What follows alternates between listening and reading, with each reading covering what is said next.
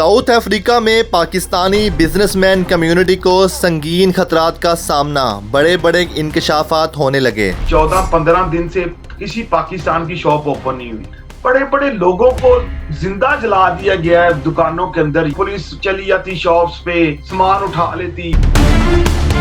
South Africa में मुकीम वो तमाम पाकिस्तानी जो तालीम हासिल करने के हैं, बिजनेस करने के हैं, जॉब करने के हैं या रहने के लिए गए हैं, उनमें से कई अक्सर और बेशतर ऐसे पाकिस्तानी हैं जिनको कई तरह के संगीन मसाइल का सामना करना पड़ रहा है। इस वक्त पाकिस्तानी जो साउथ अफ्रीका में मुकीम हैं वो किस तरह के हालातों वाक़यात को देख रहे हैं, कैसे वहाँ पे ज़िंदगी गुजार रहे हैं, इस हवाले से हम जानेंगे हमजा उस्मान गनी साहब से, जो कि मीडिया सेक्रेटरी हैं पाकिस्तान साउथ अफ्रीका एसोसिएशन के। सर बताइएगा कि आज की हमारी जो नशिस्त हुई है उसकी वजह आवाम को बताइएगा कि क्या सूरत हाल है पाकिस्तानियों के साथ जो साउथ अफ्रीका में मुकीम है। Thank you so much Usman भाई, आपने हमें टाइम दिया है ताकि हम अपनी गुजारिशात अरबाब इख्तियार को बता सकें। इस वक्त साउथ अफ्रीका में हालात इंतहाई खतरनाक सूरत अख्तियार कर चुके हैं कि यहाँ एक मोमेंट जारी है कि सब वापस जाएं यहाँ से ना, फॉरेनर्स, जो भी फॉरेनर्स हैं। और हम हैं यहाँ सॉफ्ट टारगेट, सबसे सॉफ्ट टारगेट शायद पाकिस्तानी ही हैं। अब डरबन सिटी है, यहाँ से मैं तो जोहानिसबर्ग में हूँ, डरबन सिटी है, वो तकरीबन 14-15 दिन से किसी पाकिस्तान की शॉप ओपन नहीं हुई, यानी कि बंद है, बिजनेस ही बंद है, यानी कि कुछ भी नहीं है, कोई पुरसानी हाल नहीं हमारा साउथ अफ्रीका में। और उसके अलावा सिक्योरिटी के हालात पाकिस्तानियों के लिए इंतहाई खतरनाक सूरत अख्तियार कर चुके हैं। ये पिछले एक साल में बहुत सारे पाकिस्तानी अगवा हुए हैं जिनसे तवान लिया गया, फिर उनको छोड़ा गया, फिर कई लोग ऐसे भी जिनसे तवान लिया गया और उनको कत्ल भी कर दिया गया। मैं पूछना चाह रहा हूँ कि ऐसा क्यों हो रहा है पाकिस्तानियों के साथ कि उनके कारोबार बंद हैं, आप बता रहे हैं उनकी किडनैप हो रहे हैं, उनके साथ जुल्म और ज्यादती हो रही है। पाकिस्तानी इस वक्त साउथ अफ्रीका में इस तरह के चैलेंजेस का सामना क्यों कर रहे हैं? इसकी वजह यह है कि अल्लाह पाक ने हमें थोड़ा सा कामयाबी दी है यहाँ पे ना, जल्दी हो गए कामयाब। अल्लाह पाक ने हमें बेहतर रोजगार दे दिया है। और शायद जब ये लोग देखते हैं कि ये लोग यहाँ पे आके इतनी जल्दी ये सेटल्ड हो गए हैं, कमाई भी करने लग गए हैं, अच्छे घर भी इनके पास, तो इसकी असल वजह तो यही है कि ये देखते हैं कि ये जल्दी जल्दी यहाँ सेटल्ड भी हो गए हैं और इनका सिस्टम अच्छा चलना शुरू हो गया। और हम सॉफ्ट टारगेट हैं, हमें उनको पता है कि अगर कुछ भी हो जाए तो उनका पीछा किसी ने भी नहीं करना। कौन टारगेट कर रहा है पाकिस्तान साउथ अफ्रीका में? जी कौन टारगेट नहीं, अब मैं ये तो पॉइंट नहीं कर सकता एग्जैक्ट कि टारगेट कौन है। ये नहीं कि सिर्फ पाकिस्तानी ही ज्यादा होते हैं, लेकिन पाकिस्तानियों के साथ ये मसाइल ज्यादा हैं, बाकी कम्युनिटीज भी टारगेट होती है। अब यहाँ सोमालियन कम्युनिटी भी बहुत ज्यादा टारगेट हो रही है। पिछले कुछ 1-2 महीने में उनकी प्रॉब्लम चाह रही, वो भी बहुत ज्यादा टारगेट हो रहे हैं, लेकिन सबसे सॉफ्ट टारगेट हम पाकिस्तानी ही हैं।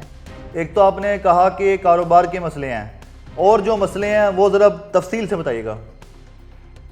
जी, मैं कहता होता हूँ कि हम जो साउथ अफ्रीकन पाकिस्तानी है ना, हम सतीली औलाद हैं पाकिस्तान की। जो डिस्क्रिमिनेशन हमें फेस करनी पड़ती है ना पाकिस्तानियों को, साउथ अफ्रीकन पाकिस्तानियों को, वो किसी और ओवरसीज पाकिस्तानी को फेस नहीं करनी पड़ती। मैं आपको छोटी सी मिसाल देकर जाता हूं कि जब हम यहां से पाकिस्तान जाते हैं, हमारे पेपर ठीक है, सब कुछ ठीक है।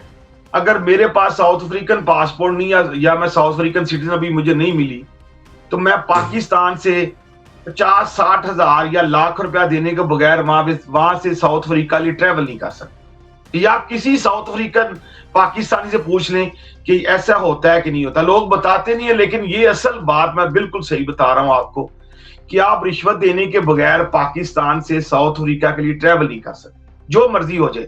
आपके पेपर ठीक है, बिल्कुल ठीक है, आप चाहे 10 दफा ऑलरेडी सफर कर चुके हैं साउथ अफ्रीका के लिए, लेकिन फिर भी आपने वहां रिश्वत देनी है, तो फिर ही आपने साउथ अफ्रीका लिए ट्रेवल करना, नहीं तो आप ट्रेवल नहीं कर सकते साउथ अफ्रीका। ये इतना हमारे साथ मामला खराब है। और ये मैं बता रहा हूँ, जो पिछली हुकूमत भी थी उनको भी मैं बता चुका हूँ, जो भी यहाँ पे वजीर वगैरह आते हैं, जो भी गवर्नमेंट के लोग हमसे मिलते हैं, हर दफा ये मसला सबसे ज्यादा हमारे लिए प्रॉब्लम है, और हमने हर दफा ये बताया है कि हमारे साथ जो एयरपोर्ट पे जो हमारे साथ जलालत की जाती है, प्लीज इसके लिए कुछ करें, लेकिन किसी किस्म की कोई बेहतरी नहीं आई आज तक।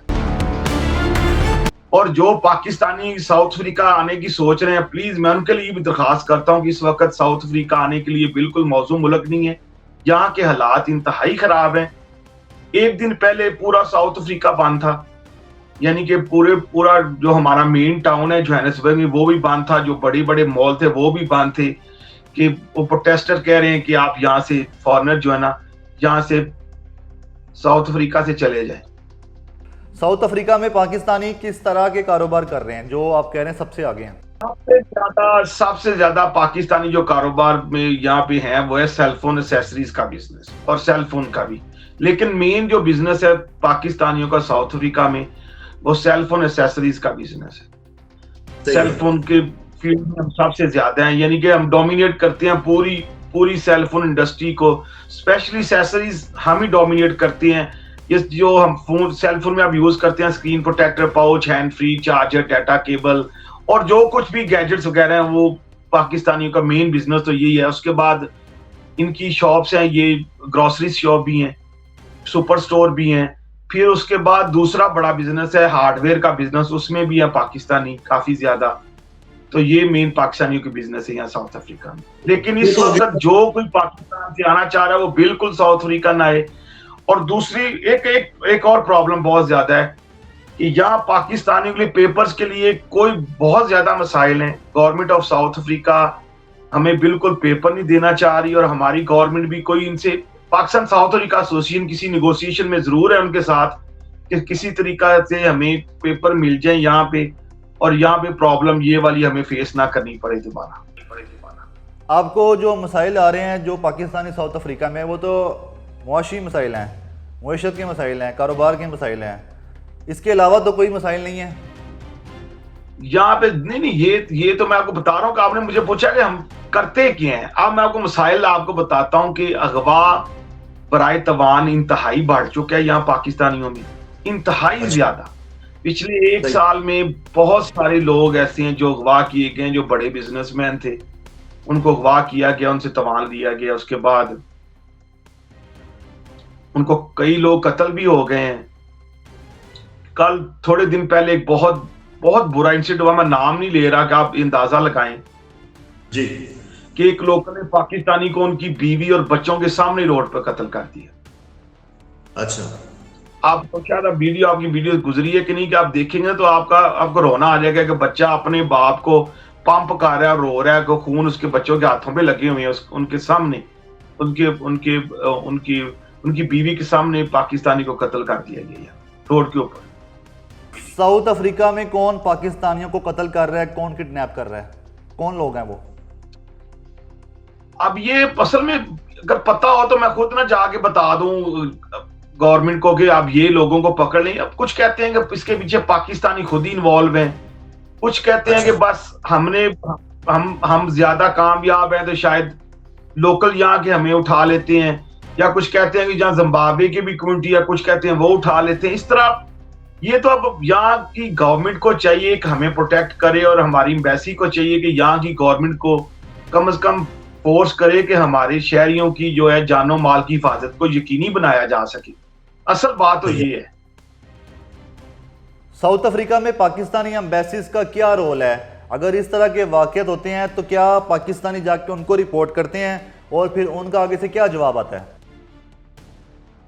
इस वक्त तो मैं कहता हूं कि पाकिस्तानी एम्बेसी का रोल बहुत अच्छा है कि जब से ये नए एम्बेसडर साहब आए हैं, 8 महीने हुए हैं ये इनको आए हुए, तो इनका राब्ता काफी ज्यादा है। पिछले एम्बेसडर से इनका राब्ता और जो है हमारे से कम्युनिकेशन बहुत बेहतर है पहले से।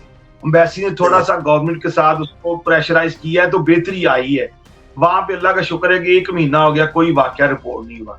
यहाँ के इलाका टाटा, वहां पे हालात बहुत ज्यादा खराब है, काफी दिनों से वहां पे शॉप्स नहीं खुली, वाकयात हो रहे हैं, बड़े बड़े लोगों को जिंदा जला दिया गया है दुकानों के अंदर। यहाँ तक इस तरह के भी वाकयात साउथ अफ्रीका में हुए पाकिस्तानियों के साथ। और हम एम्बेसी साहब कोई ज्यादा मसला एम्बेसी वालों से नहीं है, लेकिन एक छोटी सी एम्बेसी वालों से मेरी गुजारिश है, जो जब भी वो मुझसे मिले हैं हमने उनको ये बताया है, ये हमें एक छोटी सी उनसे प्रॉब्लम है, प्लीज मैं कुछ आपको उनसे बताना चाह रहा हूँ दोबारा आपके तवज्जुह से कि हमारी एम्बेसी में जो उनका जो राब्ता नंबर है ना, वो सिर्फ 1 घंटे के लिए काम करता है एक दिन में।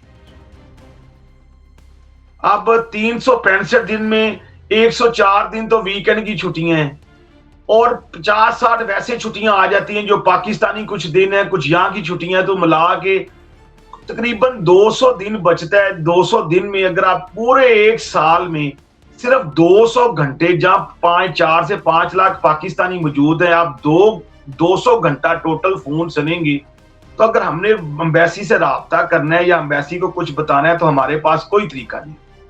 ये एम्बेसी को हम बड़ी दफा कह चुके हैं कि प्लीज कम से कम ऐसा नंबर जरूर दें जो अगर आप 24 घंटे नहीं चला सकते, कम से कम 5-6 घंटे तो नंबर हो, जिसमें किसी को पेपर के लिए कोई इंफॉर्मेशन चाहिए या किसी के लिए कोई मसला बन गया है या कोई किसी जगह इलाके में कोई प्रॉब्लम बन गई है तो हम कोई आम बंदा राब्ता कर सके। लेकिन चले एसोसिएशन वगैरह लोग पर्सनली एक दूसरे को जानते हैं, वो आपसे राब्ता कर सकते हैं, लेकिन अगर कोई आम आदमी जिसका आपके साथ राब्ता नहीं है, अगर आपने उसने आपसे राब्ता करना है तो प्लीज जो नंबर एम्बेसी का है, कम से कम अगर आप 24 घंटे नहीं चला सकते तो कम से कम 5-6 घंटे तो जरूर चलाना चाहिए आपको। ये प्लीज उन तक हमारी बात पहुंचनी चाहिए। आपने कहा 4 से 5 लाख पाकिस्तानी साउथ अफ्रीका में मुकीम है, तो इन 4 से 5 लाख पाकिस्तानियों में कितने हजारों या कितने लाखों पाकिस्तानी हैं जो इन सारे मसाइल का सामना कर रहे हैं, चैलेंजेस का सामना कर रहे हैं जो आपने अभी बयान किया? ये 4-5 लाख में नहीं, क्योंकि सारे लोग मसाइल का सामना कर रहे हैं। ये मसाइल इस वक्त जो है ज्यादा तो बिजनेसमैन को है, जो अपना कारोबार कर रहे हैं, जो वेल सेटल्ड है। टारगेट तो वही है। अब मेरे जैसा बंदा टारगेट नहीं है, जो जॉब कर रहा है या कोई काम कर रहा है, वो इतना उसको इतने मसाइल नहीं है। तो क्या हाल है सर इसका, क्या कर सकती है पाकिस्तान गवर्नमेंट इस बारे में?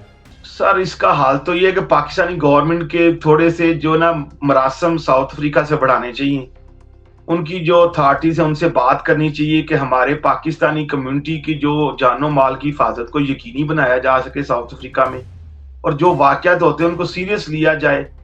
और भी बहुत सारे मसाइल हैं, पुलिस चली जाती शॉप्स पे, सामान उठा लेती यहाँ से, यानी कि अगर आप पाकिस्तानी ना, स्पेशली अगर आप सेलफोन का बिजनेस करते हैं, पुलिस वाले बगैर वारंट के आपकी शॉप पे आ जाएंगे, आपका सामान भी उठा के ले जाएंगे, यानी कि कोई कानूनन बात भी नहीं है, यहाँ से उठा के ले जाएंगे। ऐसे वाकयात होते हैं, ये रोज होते हैं, ये बिल्कुल आम, मैं बता रहा हूँ, ये रोज के वाकयात हैं।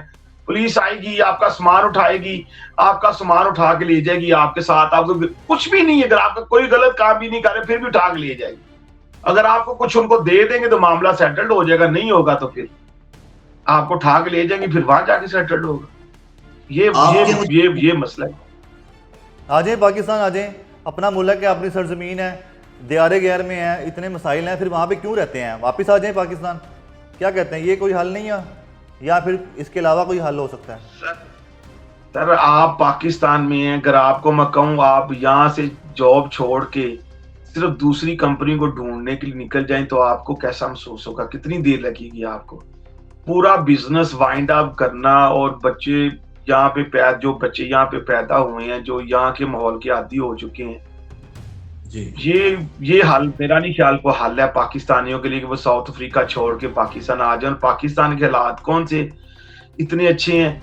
पाकिस्तान का पासपोर्ट अब दुनिया के वर्स्ट 3 पासपोर्ट में आ गया। अब कल की रिपोर्ट के मुताबिक जो वर्स्ट 3 5 पासपोर्ट में हमारा पाकिस्तानी पासपोर्ट भी शामिल हो। तो ओवरसीज कमीशन क्या कर रहा है इस बारे में? उधर से आप कोई रब्ता नहीं करते, पंजाब के ओवरसीज कमीशन या पाकिस्तान ओवरसीज कमीशन? नहीं राब्ता करते, मैं नहीं कह रहा कि हमारी गवर्नमेंट बिल्कुल हमसे राब्ता नहीं करती है। एम्बेसी भी हमारे साथ तावन करती है, जहाँ पे उन्होंने तावन करना होता है वो हमसे तावन करते हैं। काफी मसाइल हल हुए हैं, ये नहीं कि पहले से बेहतरी नहीं है, बहुत ज्यादा बेहतरी है। लेकिन जो इस वक्त जो इमरजेंसी हमारे लिए प्रॉब्लम, इसके लिए गवर्नमेंट ऑफ पाकिस्तान को साउथ अफ्रीकन पाकिस्तानियों के लिए कुछ खास करना पड़ेगा। ये है कि इस वक्त जो ये लहर चली है ना फॉरेनर्स के खिलाफ, ये इंतहाई खतरनाक सूरत हाल अख्तियार करती नजर आ रही है। भाई आपको कोई अंदाजा ही नहीं है कि ये ना हो कुछ बहुत ज्यादा बड़ा पाकिस्तानी गवर्नमेंट को करना पड़े थोड़ी देर बाद। अभी थोड़ा सा साउथ अफ्रीकन गवर्नमेंट से राब्ता करके और कोशिश करें कि जो जहाँ पे हालात डेवलप हो रहे हैं उसके लिए पाकिस्तानी गवर्नमेंट को चाहिए कि इनसे राब्ता करके कुछ ऐसे टूल्स और मेजर्स लें कि पाकिस्तानी कम्युनिटी को महफूज बनाया जा सके। साउथ अफ्रीका में लॉ एंड ऑर्डर नहीं है क्या? कानूनी इदारे काम नहीं करते क्या? अदालतें, पुलिस का, सिक्योरिटी का निज़ाम कैसा है वहाँ पे जो आप बता रहे हैं कि इतना सब कुछ हो रहा है? तो किसी भी मुल्क की अदालतें, security, police, law and order सबके लिए होता है, चाहे वो उस मुल्क का शहरी हो, चाहे वो किसी और मुल्क से आया हो, तो कानून तो सबके लिए होता है ना। तो पाकिस्तानियों के लिए कानून नहीं है क्या वहाँ पे साउथ अफ्रीका में? भाई मैंने आपको पहले भी बताया है कि इतने ज्यादा पाकिस्तानी, हजारों में, मेरा ख्याल है हजारों में, हजार तो नहीं सैकड़ों में पाकिस्तानी कत्ल हुए हैं, और एक के कातिल को भी, मुझे नहीं पता, एक के कातिल को भी आज तक सजा नहीं मिली। इससे अंदाजा लगा सकते हैं आप कंक्लूड इसी बात से कर लें। तो बाकी लॉ एंड ऑर्डर है। एक मिनट मैं आपको समझाना चाह रहा हूँ छोटा सा नुकता। यहाँ लॉ एंड ऑर्डर है, ये नहीं कि नहीं, लेकिन अगर आप पैरवी करेंगे ना तो आपके लिए बहुत ज्यादा मसाइल खड़े हो सकते हैं। अगर आपका कोई रिश्तेदार, कुछ आपका कत्ल हो गया, आप केस की पैरवी करेंगे ना तो कत्ल करने वाले आपको भी हो सकता है फिर कहीं और भेज दें। इसीलिए यहाँ पे पैरवी करने के लिए भी बहुत ज्यादा प्रॉब्लम्स आपके लिए।